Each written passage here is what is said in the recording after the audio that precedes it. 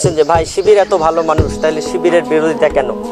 আমি বললাম যে আল্লাহ রাসূল সাল্লাল্লাহু আলাইহি ওয়াসাল্লাম ভালো মানুষ ছিলেন না? হ্যাঁ অবশ্যই ছিলেন, তাহলে বাধা আসলো কেন, বিরোধিতা আসলো কেন? স্বাভাবিক, আপনি যখন সত্যের আহ্বান মানুষকে দিবেন এবং সত্যের বাস্তব নমুনা হবেন, তখন সেখানেই কি আসবে? বাধা আসবে। সেখানে কি আসবে? প্রতিবন্ধকতা আসবে। বেসিক্যালি দুইটা কারণে বিরোধিতা আসে। কয়টা কারণে? দুইটা কারণে। এক নাম্বার হলো তারা তাদের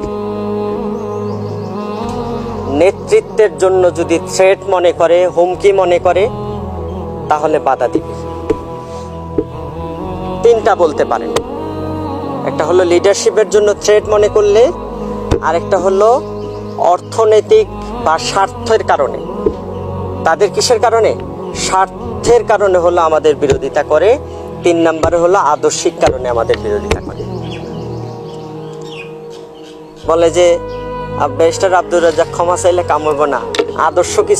তাদেরকে তো ৭১ ইস্যুতে আমরা শুধু বিরোধিতা করি না, তারা কি তাদের আদর্শ ছাড়তে পারবে কিনা? এটা হইলো মূল কথা। এটা হলো কি কথা?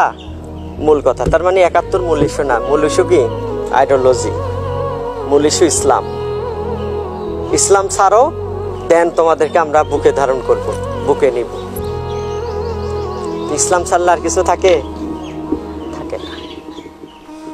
সুতরাং আমাদের বিরোধিতা হলো আদর্শিক কারণে হয়, স্বার্থের কারণে হয়, এবং হলো নেতৃত্বের কারণে হয়।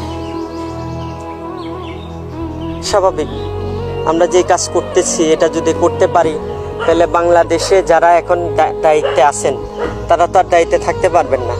আর দায়িত্বে যদি থাকতে হয়, তাহলে তাদেরকে পরিপূর্ণ মুসলিম হয়ে থাকতে হবে।